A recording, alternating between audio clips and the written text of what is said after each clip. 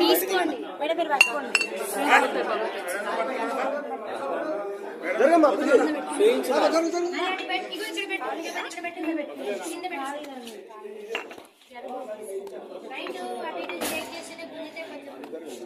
జరగమ్మా ఒకటే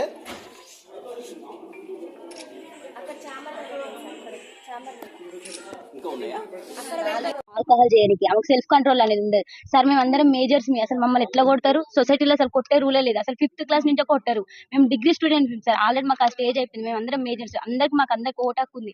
ఆమె అట్లా ఎట్లా కొడతారు సార్? ఇంకోటి మళ్ళీ మా పేరెంట్స్ కూడా రెస్పెక్ట్ అనేది అసలు ఇయ్యదు.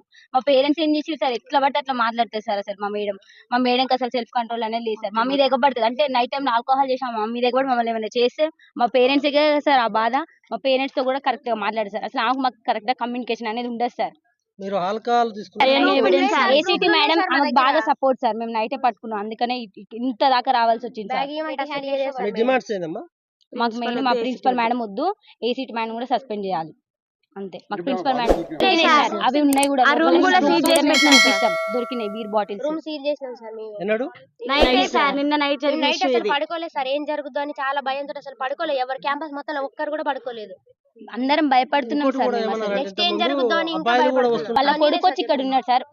అంటే వాళ్ళ కొడుకు వచ్చినప్పుడల్లా మేము చాలా అన్కంఫర్ట్ గా ఫీల్ అయినాం సార్. మేము అందరం ఆడపిల్లలేం సార్. షార్ట్స్ వేసుకుంటాం, ఇంకెట్లనే ఉంటాం సార్. మేము కాలేజ్లో ఉంటున్నాం, హాస్టల్ అంటే కాలేజ్ టైం అయిపోయిన తర్వాత హాస్టల్. మేము అందరం డ్రెస్ చేంజ్ చేసుకుంటాం, కానీ మేము చాలా అన్కంఫర్ట్ గా ఫీల్ అయినాం సార్. వాళ్ళ కొడుకు వచ్చి 5 days 6 days 1 week వరకు ఉన్నారు సార్. అట్లా ఎట్లుంటారు సార్? అసలు అది రూల్ ప్రకారం ఉండొచ్చా సార్? బయట కూర్చుంటే మమ్మల్ని బయటికి రావద్దనే సార్. 3 years 4 years అయితే ఓకే సార్, కానీ మా ఏజ్ పర్సన్ అట్లా ఎట్లుంటారు సార్ హాస్టల్లో? అమ్మాయిలు అసలు ఇది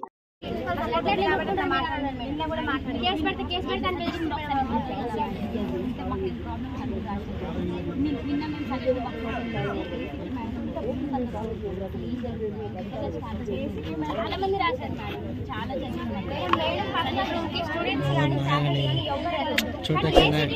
ఏం పని అసలు ఎందుకు వెళ్తారు? మేడం పని లేకుండా అయినా కూడా అసలు అట్లా రూమ్ ఓపెన్ చేస్తారు.